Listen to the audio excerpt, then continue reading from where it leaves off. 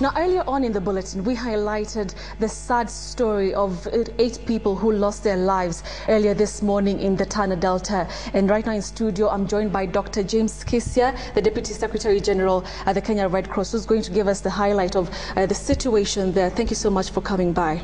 Now, just to start us off, what is the current humanitarian situation at the Tana Delta?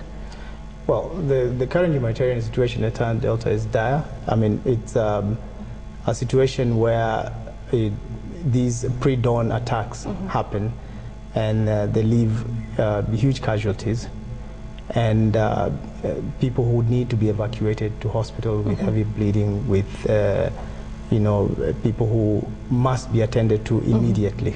The problem with that is that the terrain there is quite punishing. It's a difficult terrain.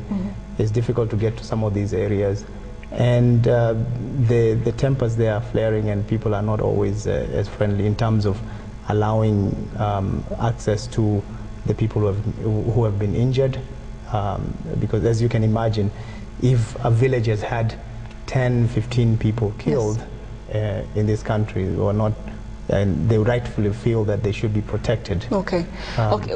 Just to cut you short, I know we have 8 people who died this morning. Do you have the numbers of the people who are injured?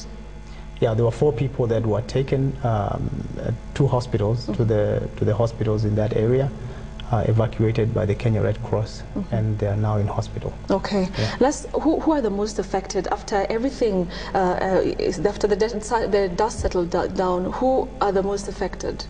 Unfortunately, in this conflict, we are seeing a lot of women and children affected. It's an uncommon, it's not what we have seen conflict in the past few years. We have seen children killed. We have seen children as young as 2 years old, very old women killed, and we're seeing a trend that is very worrying, because it's a trend that when the attacks happen, the groups want to just eliminate everyone in the village. There are conflicts that are ethno-political. Tana River has always been a bit of a tinderbox, but it's now becoming a lot worse as we head towards the election. Okay, and what are the urgent needs right now for these people? The urgent needs actually are medical. Immediately, we need to make sure that the ones who were, the ones who have been, who are casualties, the ones who have serious injuries, and the ones who are bleeding are taken to hospital to save their lives. Apart from that, every time there's conflict, there's mass exodus of these people from these villages. So we need to provide shelter, we need to provide food, and we need to provide psychosocial support. As you can imagine, there's a lot of trauma associated with this kind of extreme violence. Okay, how can Kenyans come in and help? No, I think again, as Kenyans, we need to speak out very strongly against this, and we need to ask government to be accountable for this, because this is a trend that is worrying when we are moving towards elections, and it's in a place that is very far from the center.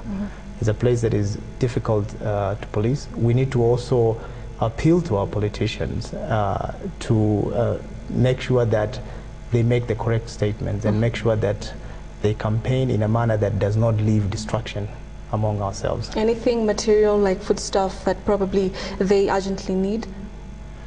I think, as far as the Red Cross right now is handling the situation. I mean, we have not gone beyond a situation that we cannot handle. We have pre-positioned our wares, and we're working with other agencies like UNICEF and like the government of Kenya, the local authorities there, to make sure that at least those who need assistance get assistance. The main thing is really to work hard to prevent this violence. All right, thank you very much for your time, and of course for gracing our studios this evening.